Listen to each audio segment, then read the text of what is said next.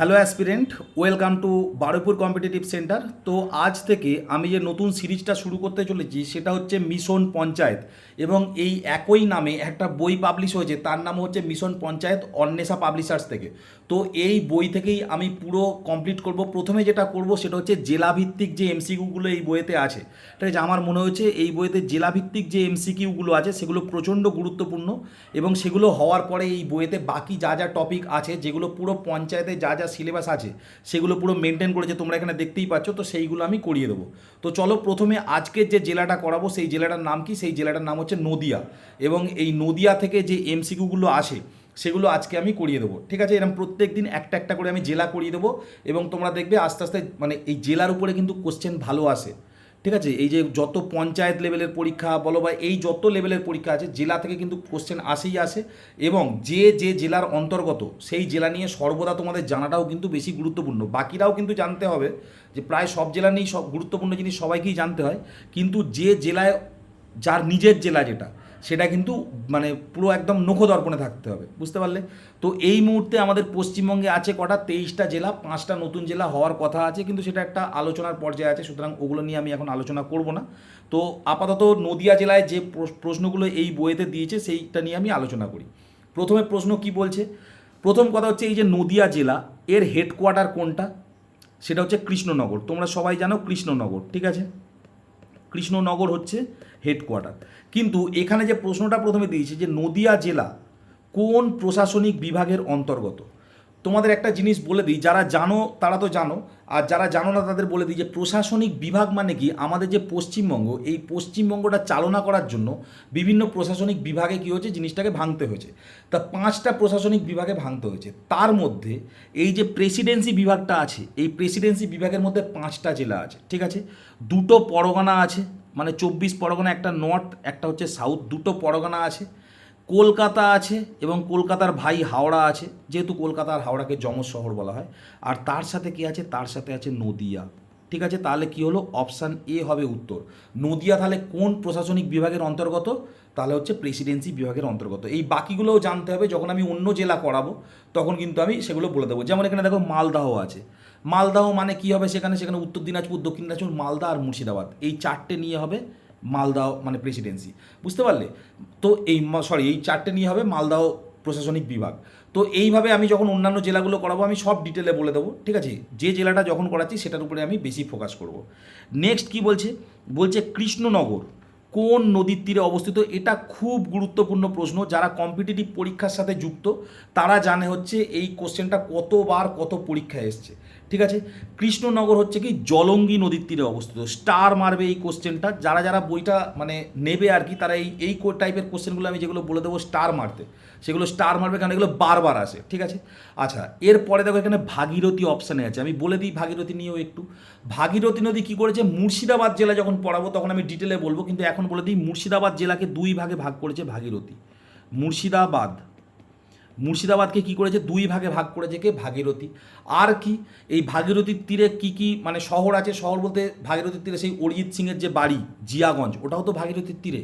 ওই জন্য দেখবে অরিজিৎ সিং দেখবে যখন আর কি মানে ওই বাড়ি যায় তখন দেখবে ওই নদী ক্রস করে যায়, এটা ভাগীরথী ক্রস করেই যায়। আচ্ছা, আমি ছবিতেও দেখিয়ে দেবো, চলো দেখিয়ে দিই। পশ্চিমবঙ্গের ম্যাপ আছে আমার কাছে, হ্যাঁ আছে। এই তো হচ্ছে তোমার, দেখো গঙ্গা নদী এখান দিয়ে আসছে, একটা শাখা পদ্মা হয়ে ওপারে চলে যাচ্ছে, তাই না? আর পশ্চিমবঙ্গের এই যে পোর্শনটা আছে এইটার নাম হয়ে যাচ্ছে ভাগীরথী, ঠিক আছে। এই নামটা হয়ে যাচ্ছে কি ভাগীরথী, হুগলি নাম নিয়ে পারে আসছে। এই মুর্শিদাবাদ, এই হচ্ছে মুর্শিদাবাদ, এই মুর্শিদাবাদকে 2 ভাগে ভাগ করছে, ঠিক আছে। আর আজকে আমরা কি নিয়ে পড়ছি? আজকে আমরা পড়ছি এই জেলাটা নিয়ে, অর্থাৎ নদিয়া জেলা নিয়ে পড়ছি, ঠিক আছে। আর এখানে কি আছে দেখো, আর এখানে কোন নদীর কথা বলা আছে? এখানে দেখো একটা নদীর কথা বলা আছে, একটু হেজি হয়ে গেছে, ঠিক হয়ে যাবে, একটু ওয়েট করো। যাই হোক, একটা নদীর কথা বলা আছে এখানে, সেটা হচ্ছে কি? সেটা হচ্ছে চূর্ণী নদী। অপশান এতে যেটা আছে সেটা কি? সেটা হচ্ছে চূর্ণী নদী। হ্যাঁ, এবার ক্লিয়ার হয়ে গেছে। চূর্ণী নদী, এই চূর্ণী নদীর তীরে কোন শহর আছে? খুব গুরুত্বপূর্ণ, ঠিক আছে। আমি তোমাদের একটা কথা বলি, ঠিক আছে, একটু গল্পও শোনো, কেননা এইগুলোও পঞ্চায়েত পরীক্ষা আসবে। আমি যে গল্পটা বলবো সেটাও দেখবে আসবে, ঠিক আছে। তার কারণ হচ্ছে বাংলা যেহেতু আছে। তোমরা আদর্শ হিন্দু হোটেল বলে একটা গল্প আছে বিভূতিভূষণ বন্দ্যোপাধ্যায়ের লেখা, ঠিক আছে। এই বিভূতিভূষণ বন্দ্যোপাধ্যায়ের লেখা আদর্শ হিন্দু হোটেলের যে মেন ক্যারেক্টার ছিল তার নাম কি ছিল জানো? হাজারি ঠাকুর। সে একটা হোটেল চালাতো, তাই না? হোটেল চালাতো মানে হোটেলের রাঁধুনি ছিল। আর সে সবসময় কী হতো, এই চূর্ণী নদীর তীরে বিড়ি খেতে খেতে ভাবতো যে একদিন আমারও একটা হোটেল হবে, ঠিক আছে, আমিও একটা এই করবো, মানে সে স্বপ্ন দেখতো। এবং ভালো করে যদি ওই গল্পটা পড়ো, ওই গল্পটা কোন শহরের উপরে? রানাঘাট স্টেশনের উপরে, মানে চূর্ণী নদীর তীরেই যেটা আছে সেটা হচ্ছে কি, সেটা হচ্ছে রানাঘাট। ঠিক আছে, রানাঘাট শহরটা কোথায় আছে? চূর্ণী নদীর তীরে। ঠিক আছে, ওই আদর্শ হিন্দু হোটেলে কিন্তু এটা ব্যাখ্যা আছে। আর এটাও মনে রাখবে, আদর্শ হিন্দু হোটেল কার লেখা? আদর্শ হিন্দু হোটেল বিভূতিভূষণ বন্দ্যোপাধ্যায়ের লেখা। এটাও কিন্তু বাংলা যেহেতু আছে পঞ্চায়েতের পরীক্ষা, তাই জন্য এটা কিন্তু গুরুত্বপূর্ণ। ঠিক আছে, নেক্সট কোশ্চেন কি? নেক্সট কোশ্চেন হচ্ছে, দেখো এখানে আরেকটা আছে ইছামতি। ইছামতি মানে কি বলতো? এই যে উত্তর চব্বিশ পরগনার যে শহরগুলো আছে, যেমন একটা হচ্ছে তোমার বসিরহাট, বসিরহাট, তারপর টাকি, ঠিক আছে, বসিরহাট, টাকি, এই সমস্ত শহরগুলো সব কোথায়? ইছামতি নদীর উপরে। ঠিক আছে, ইছামতি, ইছা মানে হচ্ছে ইছা মাছ, ঠিক আছে, ইছা মাছ মানে চিংড়ি মাছ, আর মতি মানে হচ্ছে মতি। ঠিক আছে, মানে মতি পাওয়া যেত একটা টাইমে। ইছা মাছ আর মতি, এই দুটোকে মিলিয়ে দিলে হয় ইছামতি। বিভূতিভূষণের গল্পে ইছামতির নাম বারবার আসে। ঠিক আছে, বারবার আসে, সেটা আমি একটু পরে আবার বলবো, তার কারণ আছে। যাই হোক, নেক্সট কি? নেক্সট হচ্ছে নদিয়া জেলায় কতগুলি মহকুমা বিভক্ত? আচ্ছা, মহকুমা, এবার যারা পড়াশোনার সঙ্গে আর কি মানে ওতপ্রোতভাবে জড়িত কম্পিটিটিভ এক্সামের জন্য, তারা এগুলো সব জানে। কিন্তু যারা একটু কম জানে তাদের আমি একটুখানি, তাদের জন্য একটু আমি ডিটেলে বলে দিচ্ছি। দেখো, তোমাদের ব্লক লেভেলে যেটা হয়, তোমরা সবাই জানো বিডিও অফিস, তাই না? বিডিও অফিস, বিডিও অফিস মানে একটা প্রশাসনিক ভবন, তোমরা জানো। ডাব্লিউবিসিএস যারা চাকরি পায়, এক্সিকিউটিভ লেভেলে যারা চাকরি পায়, দেখো এই বইটাও ভালো করে খেয়াল করো। এই বইয়েতে দেখো, আমি বইটা একটু ছবিটা দেখাই, দেখাচ্ছি, তার একটা কারণ আছে। এই যে বইটায় দেখো, দেখো যে এই যে এডিটর্স যারা আছে, তার মধ্যে দেখো সৌগত চৌধুরী আছে, ইনি ডাব্লিউবিসিএস এক্সিকিউটিভ। এই ডাব্লিউবিসিএস এক্সিকিউটিভ লেভেলে যারা চাকরি পায়, ঠিক আছে, মানে প্রথম 1 থেকে 20 যারা র্যাঙ্ক ট্যাঙ্ক করে, ঠিক আছে, তারা হচ্ছে কি, তারা হচ্ছে এই ব্লক ডেভেলপমেন্ট অফিসার হয়, ঠিক আছে, বিডিও হয়। বুঝতে পারলে? তো তারা কী হয়? তারা হচ্ছে বিডিও হয়। এই বিডিওরা কোথায় তাদের মানে সমস্ত, এই যে বিডিওতে দেখবে সবসময় তাড়া থাকে, দেখবে যারা ডাব্লিউবিসিএস অফিসার পার্টি যারা কর্মী টর্মী থাকে সবসময় ব্যস্ত থাকে। তার কারণ কি? তাদেরকে এসডিওতে রিপোর্ট করতে হয়। এসডিও মানে সাব ডিভিশনাল অফিসার, যেটাকে বাংলায় কি বলে? যেটাকে বাংলায় বলে মহকুমা। তোমাদের SC ST certificate, OBC certificate দেখবে সব নিচে দেখবে এসডিও সই আছে। আর এখন দেখবে ওই জন্য বারবার এসডিওতে যেতে হচ্ছে। তার কারণটা কি? তার কারণটা হচ্ছে ওই এসডিওই হচ্ছে, ওই এসডিওতেই ওই কাজটা। তোমরা বিডিও অফিসে হয়তো জমা দিচ্ছ, কিন্তু এন্ড অফ দ্য ডে ওটা যাবে এসডিওতে। আর এই রকম 4-5টা এসডিও যাকে রিপোর্ট করে সেটা হয় ডিএম অফিস, যেটা হচ্ছে তোমাদের ডিস্ট্রিক্টের হেডকোয়ার্টার। আজকে নদিয়া পড়াচ্ছি, নদিয়ার যে ডিএম সে কোথায় বসে? কৃষ্ণনগরে বসে, কৃষ্ণনগরে বসে। তাহলে নদিয়ার হেডকোয়ার্টার কোনটা হবে? কৃষ্ণনগর। এটাও একটা প্রশ্ন। প্রত্যেকটা জেলায় একটা করে ডিএম বসে আছে, তাই জন্যই সেটা হচ্ছে জেলা। 23টা জেলা আছে, 23টা ডিএম বসে আছে। সেই ডিএমের আন্ডারে যারা কাজ করে 4-5 জন, মানে 4-5টা অফিস আছে, তাদেরকে বলা হয় এসডিও।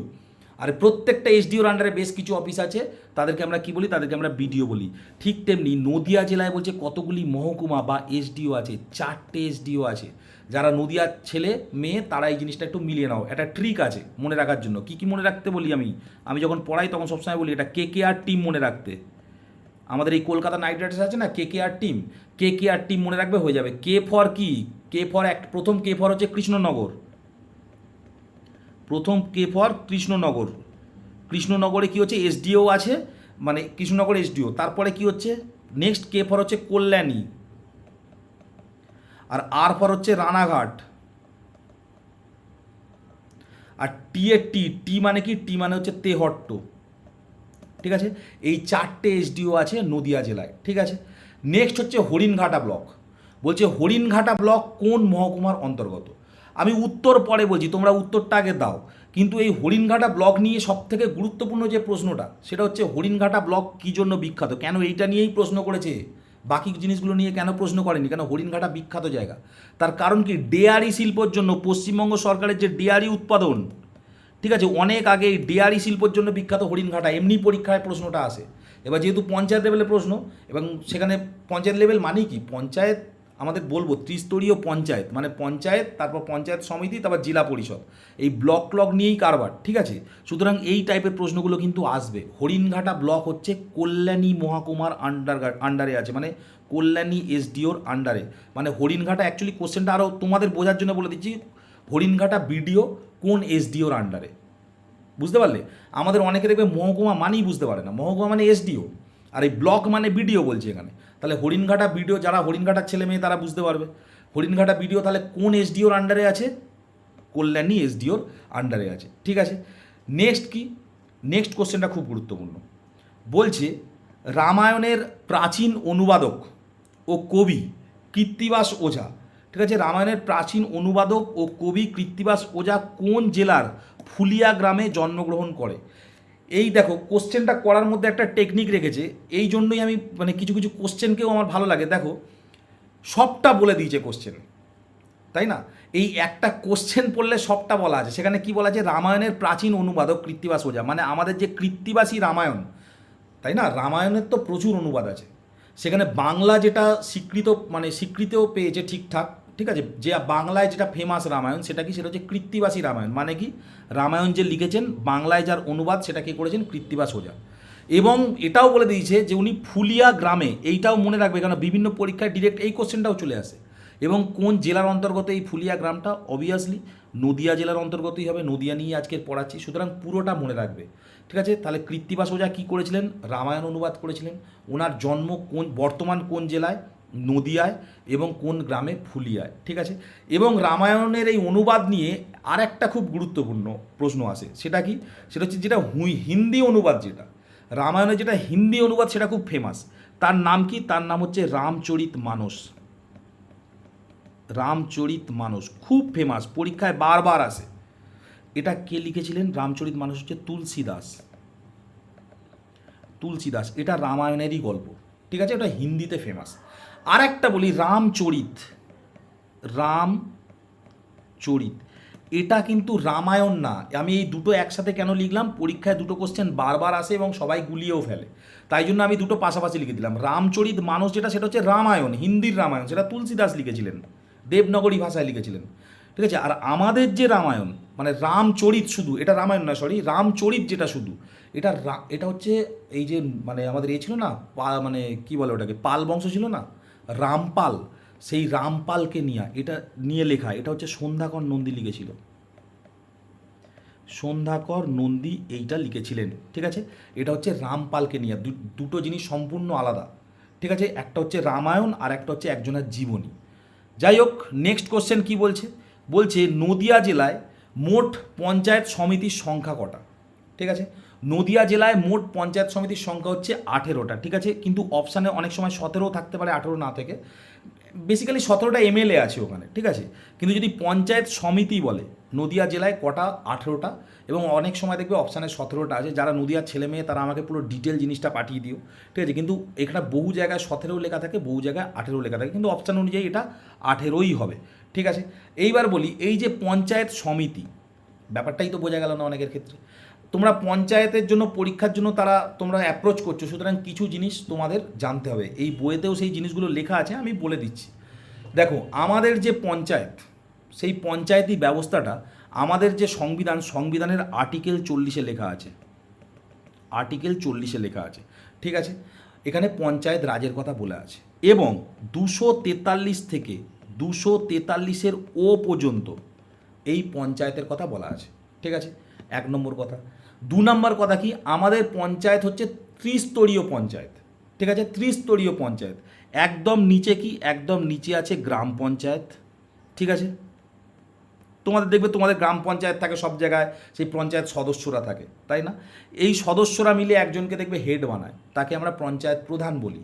এবং সেই পঞ্চায়েত প্রধানরা কোথায় গিয়ে বসে, সমিতিতে, তাই না, সেটা হচ্ছে পঞ্চায়েত সমিতি।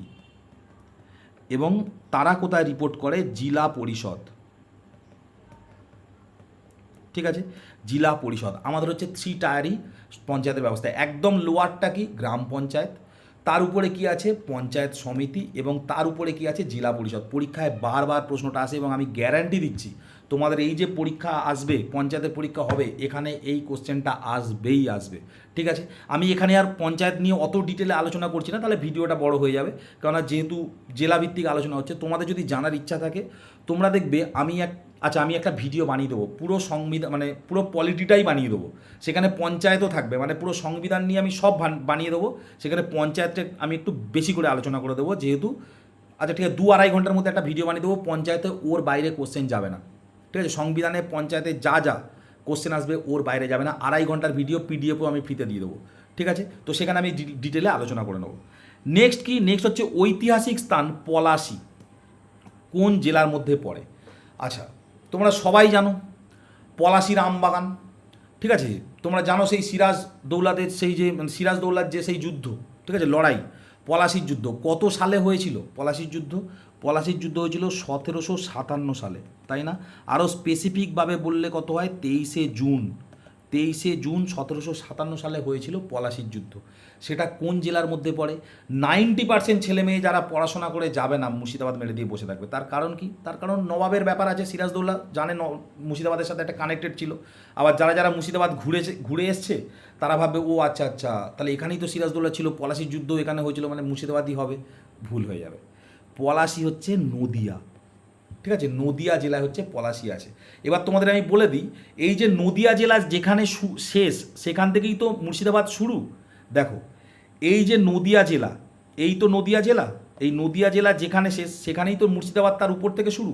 এই নদিয়া জেলা আর মুর্শিদাবাদ জেলা একদম উপর পোর্শনে অবস্থিত হচ্ছে পলাশী। ঠিক আছে, একদম উপরে, মানে একটা দুটো স্টেশন ক্রস করলেই মুর্শিদাবাদ হয়ে যাবে। আমি বোঝাতে পারলাম?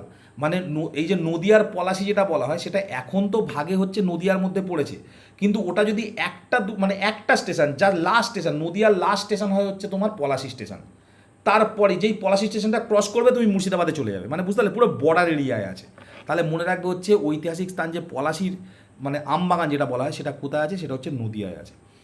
নেক্সট হচ্ছে বেতুয়া ডোহরি। বেতুয়া ডোহরি বন্যপ্রাণী অভয়ারণ্য পশ্চিমবঙ্গের কোন জেলায় অবস্থিত? দেখো, বেতুয়া ডোহরি আমি একটু ডিটেলে বলে দিই। বেতুয়া মানে হচ্ছে বেতু শাক, আর ডোহরি মানে হচ্ছে নিচু ভূমি। ঠিক আছে, মানে ওই অনেকে আগেকার দিনে এই বেতুয়া ডোহরিকে বেতুর জঙ্গলও বলতো। মানে বেতু শাক একটা আছে, বুঝলো তো, একটা সবজি। ঠিক আছে, আগেকার দিনে মানুষ ওসব খাওয়া দাওয়া করতো। ঠিক আছে, তো এই বেতু শাকের জঙ্গল, সেটাই হচ্ছে বেতুয়া ডোহরি। এই নদিয়ার একমাত্র অভয়ারণ্য হচ্ছে এই বেতুয়া ডোহরি। ঠিক আছে, তাহলে কোন জেলায় অবস্থিত? নদিয়াতেই অবস্থিত। এবং এটা কিসের জন্য বিখ্যাত? ডিয়ারের জন্য। হরিণ দেখতে পাওয়া যায় এখানে। ঠিক আছে, শুধু তাই নয়, এই বেতুয়া ডোহরিতে নদিয়ার একটা ছেলে আছে, মানে ছেলে বলা ভুল, উনি বেশ একটু মানে সংস্কারক। ঠিক আছে, বেশ মানে সাপ টাপ ধরে, আমি দেখেছি। মানে উনি এই বেতুয়া ডোহরি জঙ্গলে, দেখবে ইউটিউবে খুব ফেমাস, ইউটিউব ফেসবুকে, আমি নামটা কি ভুলে যাচ্ছি, সার্থক না কি নাম এরকম একটা আছে। তো যাই হোক, সেই রকম মানে ওই দেখবে সমস্ত কিছু ওই যা ধরে টরে আর কি, সাপ বলো, বা একবার দেখলাম একটা হনুমান পড়ে গেছিলো, বাচ্চা হনুমান, তাকে ধরে এই বেতুয়া ডোহরি দিয়ে ছেড়ে দিয়ে আসে। ছেলেটার বাড়িও নদিয়ায়। ঠিক আছে, তো সে খুব ফেমাস, বেশ ভালো কাজ করে, আমার বেশ ভালো লাগে। তো যাই হোক, তো বেতুয়া ডোহরি বন্যপ্রাণী অভয়ারণ্য কোন জেলায় অবস্থিত? সেটা হচ্ছে নদিয়ায়। ঠিক আছে, এটা আজকে বেতুয়া ডোহরি নিয়ে আমি আলোচনা করছি, কেননা নদিয়া আমি পড়াচ্ছি বলে। অন্যান্য এখানে দেখবে এরকম সমস্ত, এই বইটায় দেখবে সমস্ত গুরুত্বপূর্ণ জিনিস কিন্তু এখানে দেওয়া আছে, প্রত্যেকটা জেলা ভিত্তিক। আমি সেইগুলো ওরকমভাবে আলোচনা করতে করতে যাব। ঠিক আছে, বলছে কতকগুলি গ্রাম পঞ্চায়েত নিয়ে কৃষ্ণনগর সদর মহকুমা গঠিত। ঠিক আছে, কৃষ্ণনগর মানে মহকুমা মানে আমি কি বলেছি? এসডিও, সাব ডিভিশনাল অফিসার, মানে অফিস, সাব ডিভিশনাল অফিস। তাহলে এই বলছে কৃষ্ণনগর যে এসডিওটা, সেটা কতকগুলি হচ্ছে তোমার গ্রাম পঞ্চায়েত নিয়ে গঠিত। কতকগুলি হবে? উত্তর হবে 77টা।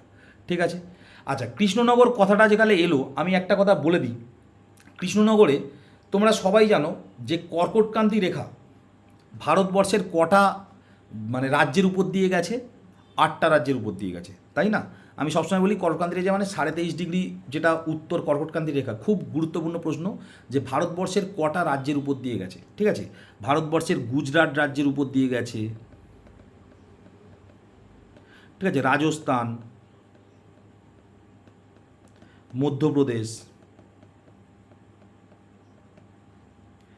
তারপর ছত্তিশগড়, আমি শর্টে লিখছি না, বড় হয়ে যাচ্ছে। তারপর হচ্ছে কি, ছত্তিশগড়, 36ই লিখে দিই। তারপরে কি? ঝাড়খণ্ড, তারপর হচ্ছে পশ্চিমবঙ্গ, ত্রিপুরা, মিজোরাম, 8টা হয়েছে? হ্যাঁ 8টা হয়েছে। এখানে দেখো এই যে পশ্চিমবঙ্গের উপর দিয়ে যেটা গেছে, এবার আমরা যেহেতু জেলাভিত্তিক পড়ছি, তাহলে পশ্চিমবঙ্গের কটা জেলার উপর দিয়ে গেছে সেটাও গুরুত্বপূর্ণ, সেটাও আমাদের জানতে হবে। পশ্চিমবঙ্গের 5টা জেলার উপর দিয়ে গেছে, ঠিক আছে? 5টা জেলার উপর দিয়ে গেছে। কোন কোন জেলা? পুরুলিয়া এবং পুরুলিয়ার ভাই বাঁকুড়া। আমি এগুলো সব জেলাভিত্তিক এমসিকিউ যখন করাবো তখনও বলবো। পুরুলিয়া আর বাঁকুড়া, 2 বর্ধমান, আর সাথে হচ্ছে এই সাথে হচ্ছে এই নদিয়া, ঠিক আছে? এখান থেকে আরও যদি ডিটেলে কোশ্চেন আসে তাহলে বলবে যে এই নদিয়ার কোন জায়গার উপর দিয়ে গেছে, সেটা হবে কৃষ্ণনগর। কৃষ্ণনগরের উপর দিয়েই এই কাল্পনিক রেখাটা গেছে। তাহলে পুরো ডিটেলে বলে দিলাম। প্রথম কথা হচ্ছে, তোমাকে হয়তো প্রশ্ন আসতে পারে পরীক্ষায় যে কর্কটক্রান্তি রেখা ভারতবর্ষের কোন জেলার উপর দিয়ে যায়নি, মানে কোন রাজ্যের উপর দিয়ে যায়নি। তাহলে তোমার এই 8টা রাজ্যই মনে রাখতে হবে। এইবার হয়তো তোমার কোশ্চেন করতে পারে, এরকম কোশ্চেন করতে পারে যে পশ্চিমবঙ্গের কোন জেলার উপর দিয়ে গেছে বা যায়নি, তাহলে তোমার এই 5টা জেলাই মনে রাখতে হবে। আবার যদি ডিটেলে স্থান জানতে চায় তাহলে সব থেকে ভালো হচ্ছে এই কৃষ্ণনগর। পশ্চিমবঙ্গের কৃষ্ণনগরের উপর দিয়ে এই কাল্পনিক রেখাটা গেছে। এবং কৃষ্ণনগরে যারা ঘুরতে গেছো, বা ঘুরতে গেছো মানে যারা গেছো কৃষ্ণনগরে একটা পার্টিকুলার জায়গা আছে, সেই জায়গায় একটা বড় সাইনবোর্ড মারা আছে এবং সেখানে বলা আছে যে কাল্পনিক কর্কটক্রান্তি রেখা এই স্থানের উপর দিয়েই গেছে। বুঝতে পারলে? নেক্সট কি? নেক্সট হচ্ছে বল্লাল ঢিবি, ঠিক আছে? বল্লাল ঢিবি এটা কি? এটা হচ্ছে বল্লাল সেনের স্মৃতি সম্বলিত পুরাতাত্ত্বিক স্থান কোন জেলায় অবস্থিত, ঠিক আছে? তো বল্লাল সেন, প্রথম কথা হচ্ছে ইনি কে? তোমরা সবাই জানো সেন যে বংশ ছিল, তাই না? সেন বংশের সবকটা রাজা মনে রাখার শর্ট ট্রিক কী বলেছিলাম আমি? শর্ট ট্রিক কী বলেছিলাম? যে সাহেব ব্লক, এটা হচ্ছে শর্ট ট্রিক। মানে কি? সামন্ত সেন যে সেন বংশের প্রতিষ্ঠাতা, হেমন্ত সেন, বিজয় সেন, বল্লাল সেন, লক্ষণ সেন এবং কেশব সেন, ঠিক আছে? তাহলে এই যে বল্লাল সেন, ইনি হচ্ছে সেন বংশেরই একজন রাজা। এবং এই বল্লাল সেন কী জন্য বিখ্যাত ছিল? বল্লাল সেন হচ্ছে এই যে বলে না যে কৌলিন্য প্রথা, ঠিক আছে? এই যে কৌলিন্য প্রথা, এটা কে চালু করে? এটা বল্লাল সেন চালু করে। আর কি? দান সাগর এবং অদ্ভুত সাগর, এটা পরীক্ষায় খুব আসে। দান সাগর এবং অদ্ভুত সাগর, এই দুটো কার লেখা? এই দুটো এই বল্লাল সেনেরই লেখা। যদিও অদ্ভুত সাগরটা বল্লাল সেন কমপ্লিট করে যায়নি, তার নেক্সট যে ছিলেন লক্ষণ সেন কমপ্লিট করেছিল, কিন্তু বল্লাল সেনই শুরু করেছিল। তা এই যে বল্লাল সেন যাকে নিয়ে এত কথা বললাম, এই যে বল্লাল ঢিপি, এটা কোথায় আছে? এটা নদিয়া জেলাতেই আছে, ঠিক আছে? নদিয়া জেলাতেই আছে। নেক্সট কি? নেক্সট হচ্ছে কোন দুটি নদীর শাখা? হচ্ছে ইছামতি ও চূর্ণী। এই দুটো নিয়ে আমার সব বলাই হয়ে গেছে, তাই না? চূর্ণী ও ইছামতি। আমি তোমাদের বলে দিয়েছি সেই আদর্শ হিন্দু হোটেলে বংশী ঠাকুর কোথায় বসে থাকতো? ওনার হোটেল ছিল হচ্ছে রানাঘাট স্টেশনের পাশে, আর উনি বসে থাকতো চূর্ণীর তীরে, চূর্ণী নদীর তীরে বসে বিড়ি খেতেন, তাই না? এবং ভাবতেন। বিভূতিভূষণ বন্দ্যোপাধ্যায়ের বিখ্যাত লেখা আদর্শ হিন্দু হোটেল। এবং ইছামতি, যেখানে বিভূতিভূষণ বন্দ্যোপাধ্যায় যার বাড়ি ছিল এই ইছামতিরই তীরে, ঠিক আছে? ইছা মাছ মানে হচ্ছে চিংড়ি মাছ, আর মতি মানে মতি পাওয়া যেত। কিন্তু কথা হচ্ছে এই দুটো নদীরই মাদার রিভার হচ্ছে এক। সেটা কি? সেটা হচ্ছে মাথা ভাঙা। মনে রাখবে, এই হচ্ছে মাথা ভেঙে গেল, ভেঙে গিয়ে একটা হয়েছে ইছামতি আর একটা হচ্ছে চূর্ণী, ঠিক আছে? একটা ছোটোবেলায় কবিতা পড়েছিলাম, মানে সেই চূর্ণীর তীরে বলে, ওখানেও ওই রানাঘাট শহরটা আছে। তো যাই হোক, মোটামুটি এইগুলো মনে রাখতে হবে, ঠিক আছে? এই চূর্ণী বিশেষ করে এখন মনে রাখো, যেহেতু আমি নদিয়া নিয়ে পড়াচ্ছি। আচ্ছা, এর পরের কোশ্চেনটা, এটা ন্যাচারাল, মানে সেই বলে না মানুষের কিছু ইনস্টিংক্ট কাজ করে, সেই ইনস্টিংক্টে বলছে নদিয়া জেলা নিয়ে যদি খুব গুরুত্বপূর্ণ প্রশ্ন এখনকার দিনে জিজ্ঞাসা করা যায়, সেটা হচ্ছে এই কোশ্চেনটা। সেটা কি? সেটা হচ্ছে নদিয়া জেলার কোন গ্রামকে গ্রাম রত্ন পুরস্কার দেওয়া হয়েছে? গ্রাম রত্ন পুরস্কার, এটা কোন গ্রাম? আচ্ছা, নদিয়ার যে বিখ্যাত জিনিসগুলো আছে তার মধ্যে একটা হচ্ছে এই ফুলিয়া গ্রামের তাঁত। এই যে তাঁত শিল্প, এখানে হচ্ছে কি, এখানে হচ্ছে খুব বিখ্যাত। এই তাঁত শিল্পের জন্য কি হচ্ছে, এই ফুলিয়া জেলাকে গ্রাম রত্ন অ্যাওয়ার্ড দেওয়া হয়েছে। এবার নদিয়া জেলা শুধু কি তাঁত শিল্পের জন্য বিখ্যাত? না। নদিয়া জেলা আর কিসের জন্য বিখ্যাত? সব থেকে তোমরা জানো কৃষ্ণনগর হচ্ছে মাটির কাজকর্ম, তাই না? কৃষ্ণনগরে কি হচ্ছে? মাটির পুতুল।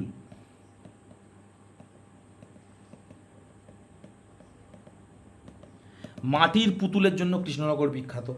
আর কি, আর হচ্ছে কৃষ্ণনগরের যে তোমরা জানো যে হচ্ছে চৈতন্য মহাপ্রভু, চৈতন্য মহাপ্রভু মেরেছ কলসির কানা তাই বলে কি প্রেম দেব না, চৈতন্য মহাপ্রভুরই মানে কোট আর কি, বুঝতে পারলে।